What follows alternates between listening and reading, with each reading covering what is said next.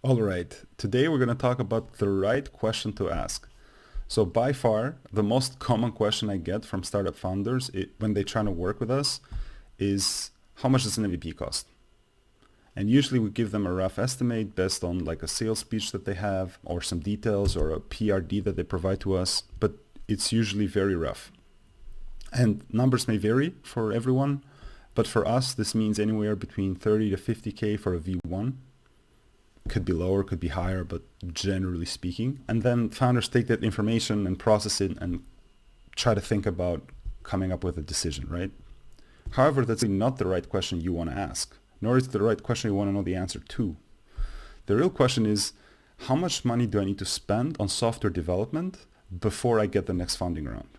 Because that's the end goal, right? You're building this MVP to get to the next funding round. And if you're just getting started, that usually means getting to seed funding, right?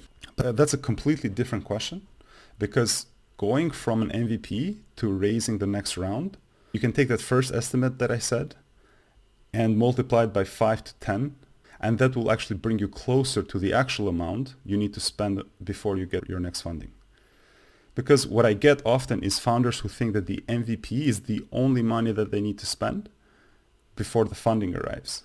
And what ends up happening is that they fall short because they underestimate the complexity, the time needed, the funding needed, the resource needed, and they end up falling short.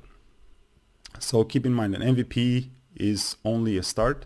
You open it up to a small number of users, you get the reaction, you see what they're saying, you test a few assumptions, you release a few more versions, and then hopefully the number of users will ramp up. And then you talk to a few potential investors, you give them feedback.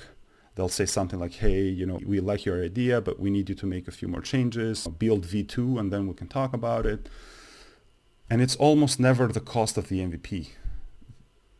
It's almost never the cost of V1. So what you really want to know is how much money you want to put down before your next funding round. That is a better question, and that is the questions you want to be asking when you talk to your next provider.